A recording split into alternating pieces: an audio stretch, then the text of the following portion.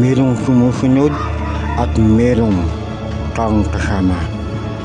Ito po ay hindi biro dahil ako lang po ang nag-iisa.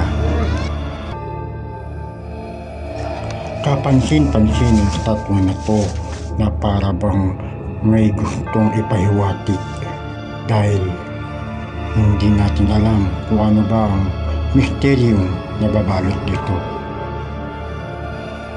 Si Simeon Bernardo, ang taong inilibing sa ibabaw ng libingan, ay partikular na itinayo ang kultura sa ibabaw ng kanyang libingan. Namatay noong 1934 at tumanak na isang mapait na kapalaran sa panahon ng Espanya sa rehimi ng Pilipinas. Inakukuhan bilang isang filibustero, siya ay nagbilanggo sa Fort Santiago at walang awa na pinahihirapan ng gobyerno.